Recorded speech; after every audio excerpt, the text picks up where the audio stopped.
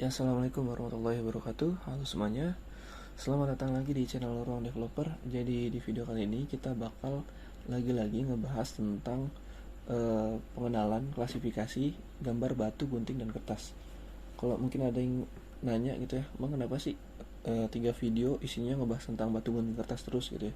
Sebenarnya objektif dari saya buat video ini, tujuan utamanya adalah biar teman-teman tuh kebayang gimana sih cara bikin model machine learning, nerapin model machine learning jaringan saraf tiruan ini untuk ngenalin citra gitu ya. Nah, di sini saya mulai dari objeknya yang paling sederhana dulu, dari yang termasuk sederhana lah kalau batu gunting kertas ini. Tapi penggunaan apa ya namanya, penggunaan metodenya ini saya bikin bertahap meningkat gitu. Jadi dari yang video pertama kita itu kita cuman pakai dense layer dan semuanya hampir kita lakuin, nggak semuanya sih, tapi banyak yang masih kita lakuin secara manual gitu ya, kayak mulai dari pre-processing citranya, terus maksudnya yang kayak konversi dari citra ke array 2 dimensi, pixelnya itu, terus habis itu labelingnya juga manual ya, terus flattennya juga manual, apa namanya, ngubah array 2 dimensi jadi 1 dimensinya.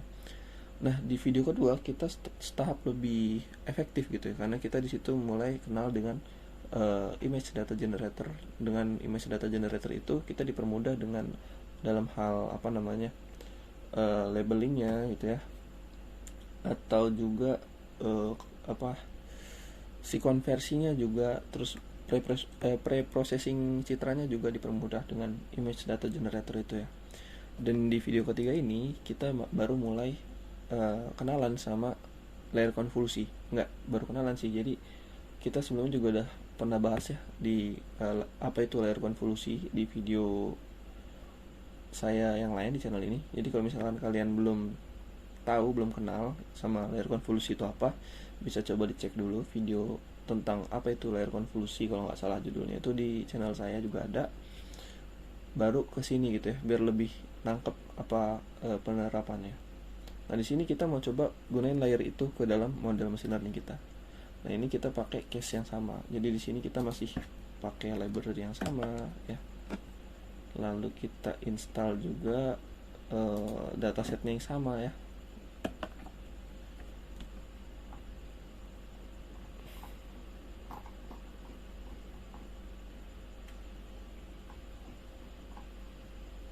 Ini lagi import library, sabar ya teman-teman.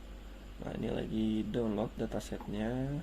Karena collab tuh kan sementara gitu ya. Jadi misalkan kita keluar terus kita masukin lagi, datasetnya bakal hilang ya di sini. Nah, ini udah ada zipnya. Terus selanjutnya kita bikin folder dengan nama dataset dan base, apa namanya, path base-nya untuk datasetnya kan. Terus di sini kita ekstrak si zipnya.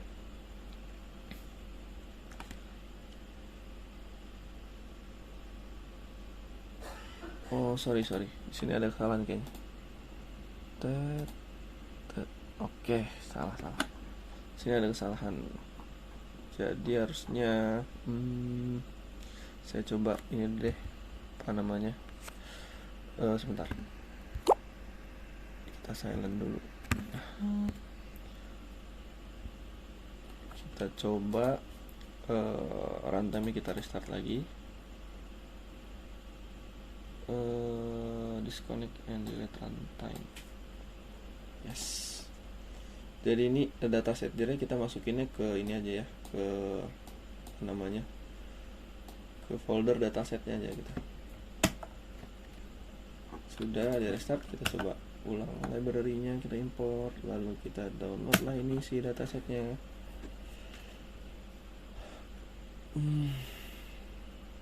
Oke.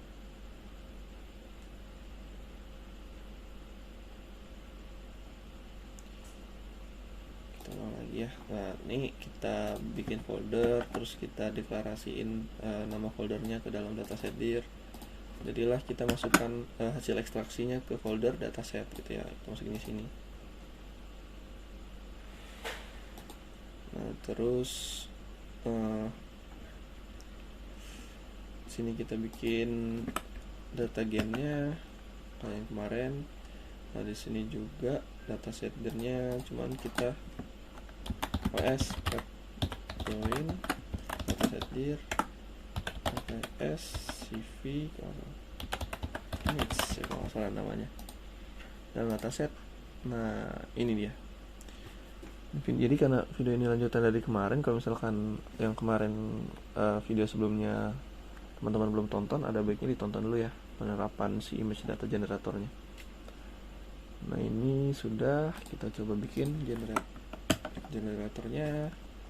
Ini kita skip manualnya ini, skip. Nah sampai sini. Nah di sinilah kita mau pakai si layer konvolusi.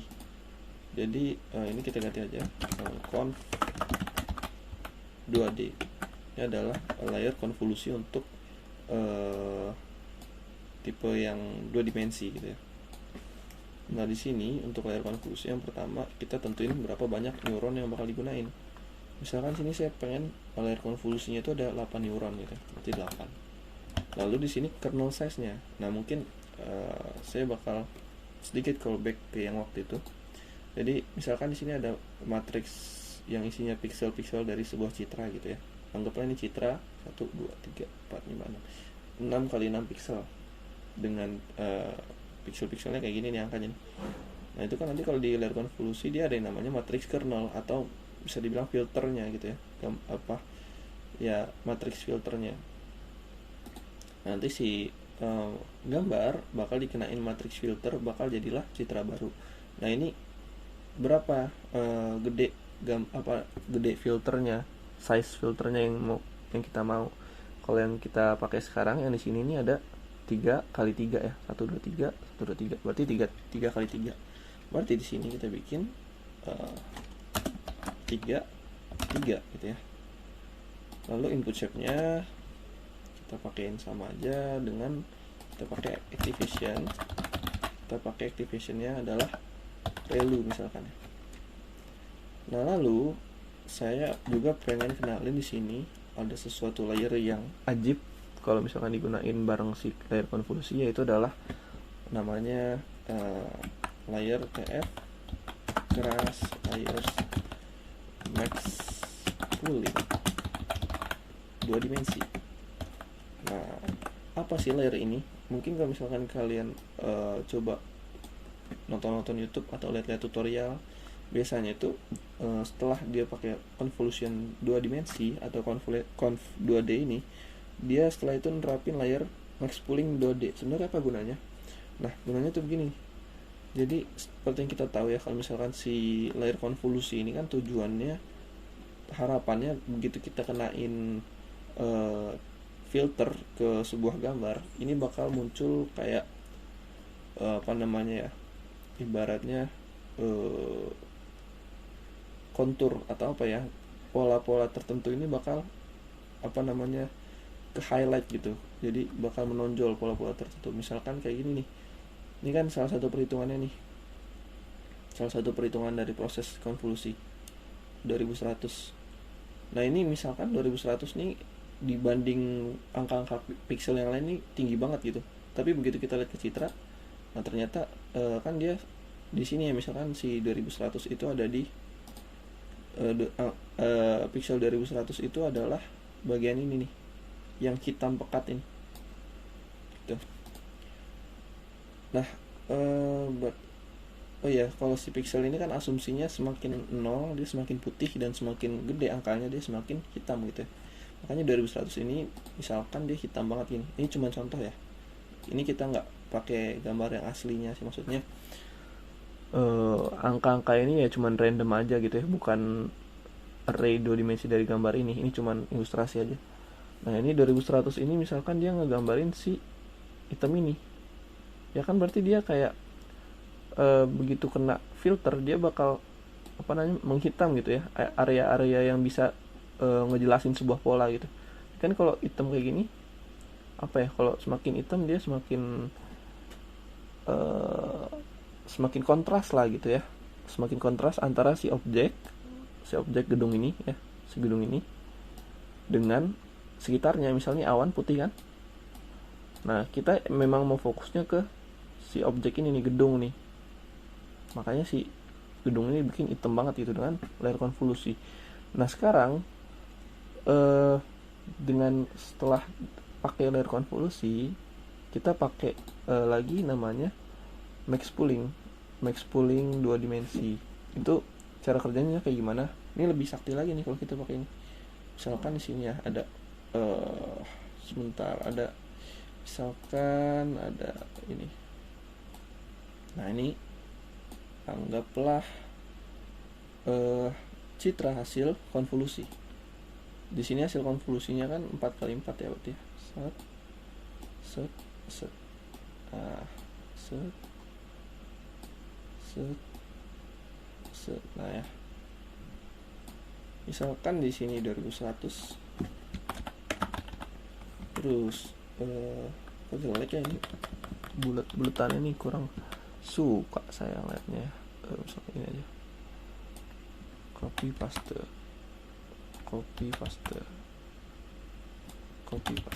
aja. Oke, paste lagi sampai 4x4 ya. Santai aja kita bikin apa namanya belajarnya. Enggak efektif banget sini. Aduh, nggak apa-apa lah, saya lupa bikin apa namanya kayak gitu. Nah ya, jadilah nih citra acak adut 4x4. Nah, di sini misalkan hasil konvolusi tadi sini 2100, kemudian di sini 1500 gitu ya. Ini andaikan aja ya, ini memang mungkin nggak proporsional banget, memang karena saya angkanya juga angka ngasal 1000. Ini buat contoh aja, 2000. Anggaplah di sini juga 2000. Terus di sini misalkan 1500. Di sini misalkan 1800 gitu ya. Terus di sini misalkan 1700. Ini bisa nggak ya kalau gini biar cepet gitu, pointernya nggak bisa. Oke lah, nggak apa-apa lah, kita gini aja 1000 misalkan, terus 1200, 1250, 1500. Nggak pas, ini 1500, sini 1200, sini 1000, sini 1700. Nah, kenapa saya bilang ajib dengan menggunakan max pooling? Jadi ini setelah citranya dikenain filter max pooling kan setelah citranya dikenain filter convolution, dia kan bakal muncul nih kayak sesuatu apa ya, kayak misalkan pola atau ini bisa dibilang bentukan gitu ya, bentukan yang kontras dari objeknya gitu. Nah, ini kan karena si convolution bakal muncul kayak gini nih. Nah, dengan adanya max pooling, dia setelah kita keluar si beberapa angka-angka yang nonjol ini, yang apa namanya, yang bikin objek itu kontras dengan sekitarnya gitu ya. Karena kan ini kalau misalkan paling gede berarti kan paling hitam ya, dia paling hitam berarti kayak paling kontras gitu dari sekitarnya. Nah, ini setelah dia munculin angka-angka yang paling menunjukkan polanya gitu, atau yang paling kontras. Nah, dengan max pooling ini dia diambil nih. Tergantung sih kita pakai max poolingnya yang berapa kali berapa gitu ya. Misalkan kita di sini pakai layer max pooling yang isinya 2x2 nih.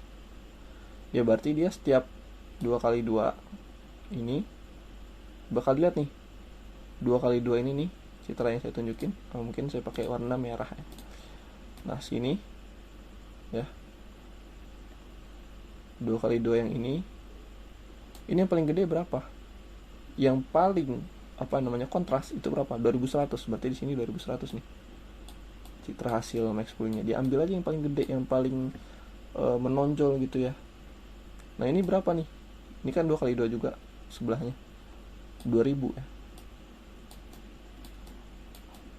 Nah, Ini berapa nih yang bawahnya 2 kali 2 nya? 1500 ya kan. Nah, dan selanjutnya yang di sini berapa? 1700 ya kan.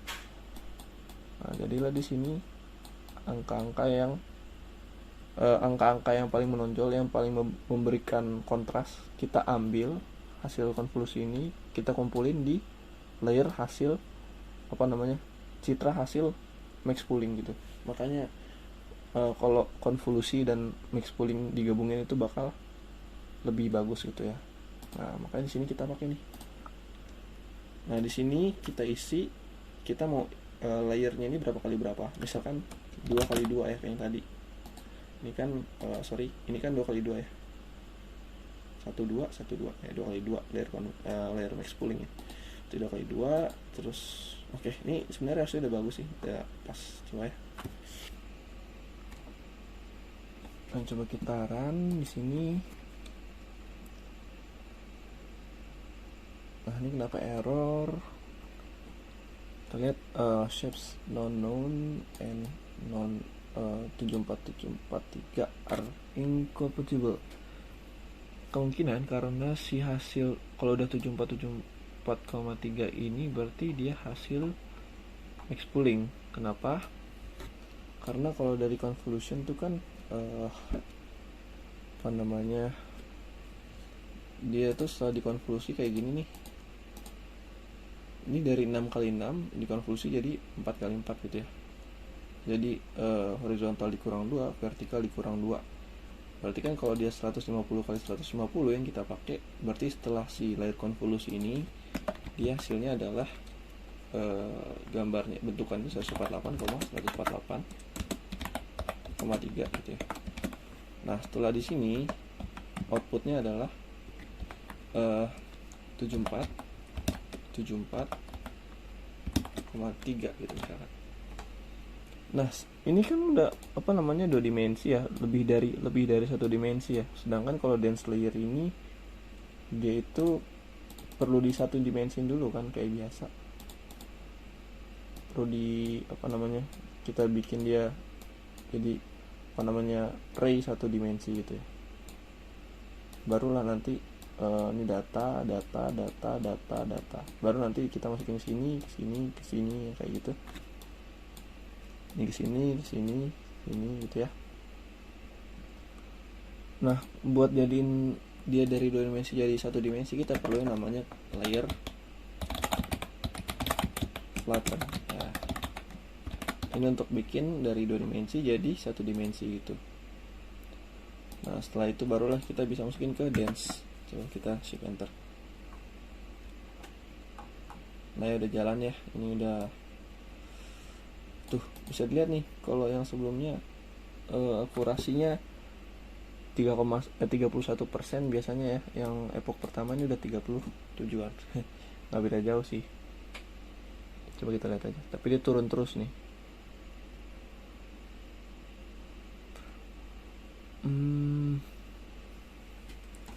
Iya, nggak beda jauh jadinya sih.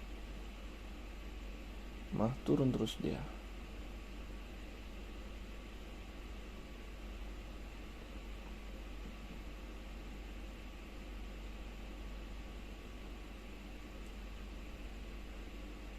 Kalau kayak gini sebenarnya kita bisa si layer konvolusi ini bisa dipakai lebih dari sekali sebenarnya teman-teman. Jadi bisa kita tambahin lagi di sini.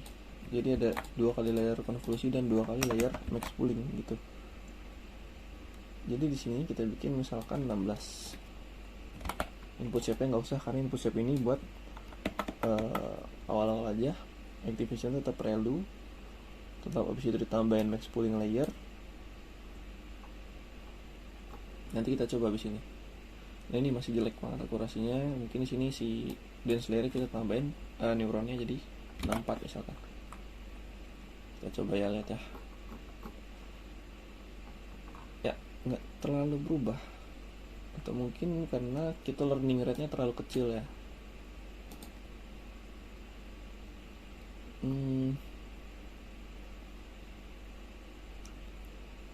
Coba habis ini kita pakai DNA optimizer-nya langsung gini aja, langsung padam tanpa kita kasih tahu learning rate-nya berapa.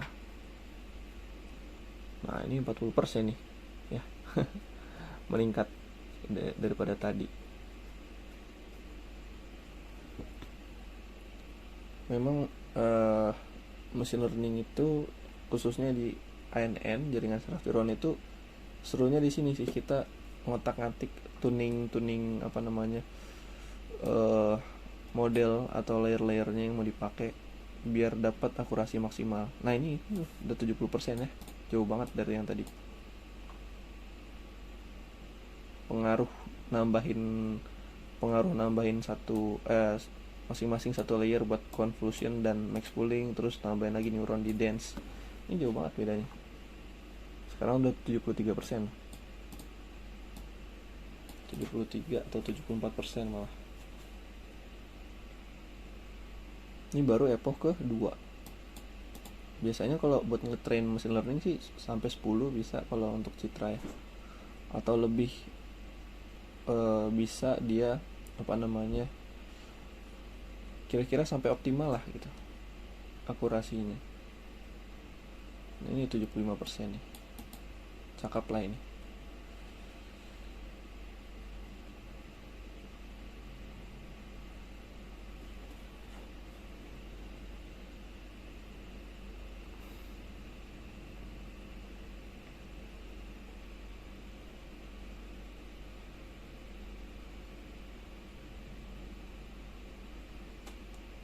Wah, hampir 80 ya, udah 80%. Cakep lah ini ya. Coba misalkan kita training lagi sekali, daripada penasaran, kita epochnya sampai 5. Seru juga nih kita ngotak-ngatik ini. Epoch pertama sudah mendekati 40%. Ini kenapa saya bilang 40%, karena ini kan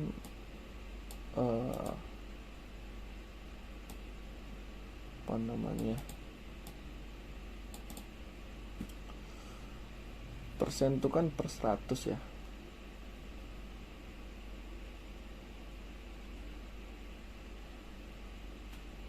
Misalkan 63%, berarti 63 dibagi 100 itu berapa?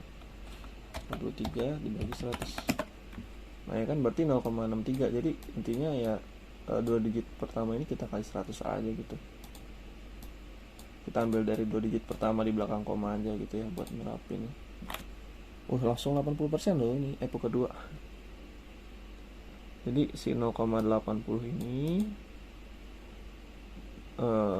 dikali 100 jadinya 81,33% gitu ya. Nih gini. Kita belajar persenan dikit, nggak usah cut.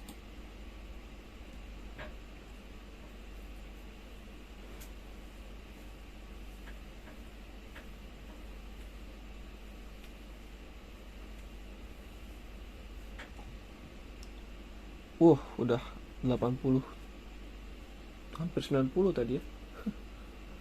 Kita lihat sendiri ini pengaruh dari convolution sampai 87-an, 88.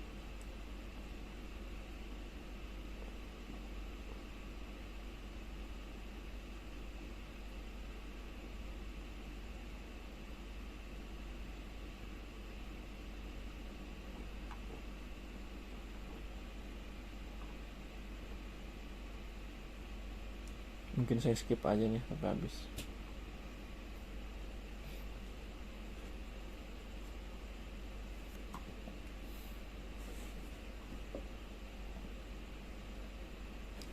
Ya oke, bisa lihat sendiri hasil 5 kali belajar si mesinnya ini terakhir itu nyampe akurasi di 93%. Luar biasa banget ya pengaruh layer konvolusi terhadap akurasi model untuk klasifikasi citra. Yang tadinya boro-boro 60, boro-boro 90% ya, di atas 40% aja udah kayaknya bagus banget ya. Kalau yang sebelumnya kita pakai dense layer doang, nah sekarang udah dapat 93%. Tapi akurasi yang bagus, akurasi yang tinggi sekali, untuk data training atau data yang kayak gini nih, yang kita pakai selama buat ngelatih machine learning ini, akurasi yang tinggi banget, semakin tinggi akurasi itu bukan menentukan semakin bagus model machine learning kita gitu. Bisa jadi model machine learning kita itu jadi terlalu kaku atau terlalu strict dengan data training. Jadi makanya di video sebelumnya mungkin sempat saya singgung kalau ada dua jenis data, yaitu data training dan data validation. Nah, data training itu data yang kita pakai buat dia ini, mesin itu belajar gitu. Nah, ada juga data validation. Data validation itu adalah data yang dipakai buat si mesin itu ibaratnya ujian gitu. Oke, overfitting ini ibarat, kalau kita ibaratin sama siswa, itu ibaratnya siswa yang terlalu menghafal textbook gitu. Jadi misalkan di bukunya itu ada tulisan textbooknya kayak gini, ibu kota negara Indonesia adalah Jakarta. Ini di buku ada tulisan kayak gini. Nah, karena si anak ini terlalu ngafalin kata-kata ini, mungkin kalau misalkan dia ditanya ibu kota negara Indonesia adalah, dia bisa tahu nih Jakarta kalau di pertanyaan soalnya kayak gini, karena yang dia hafalin adalah teksnya kayak gini. Tapi begitu dia dapat pertanyaan, apa nama ibu kota dari Indonesia, nah ini kan kayak beda banget dari yang teks yang dia baca gitu. Nah, ini dia bisa jadi salah. Nah, ini namanya overfitting. Dia terlalu, mesin yang kita latih itu terlalu textbook dengan data-data yang kita pakai buat latihan. Jadi begitu dia ujian, begitu dia dikasih data-data validation, data-data testing gitu ya ibaratnya, nah mesin itu jadi apa ya, terlalu kaku gitu, jadi kurang akurat gitu. Makanya overfitting itu kurang bagus. Jadi kalau misalkan akurasi tinggi belum menentukan, akurasi tinggi untuk data latihan, akurasi tinggi pas latihan ini nggak menentukan kualitas model machine learning kita bagus. Jadi buat ngetes kita perlu coba kasih dia data-data validation. Nah, mungkin di video selanjutnya ya tentang machine learning kita bakal coba pakai data validation buat mengevaluasi apakah model kita ini overfitting atau enggak. Kayaknya kalau untuk sekarang kurang lebih itu aja dulu. Kurang lebihnya mohon maaf. Kalau misalkan ada yang mau ditanyain silahkan tanya di kolom komentar. Ya, kurang lebihnya mohon maaf. Assalamualaikum warahmatullahi wabarakatuh.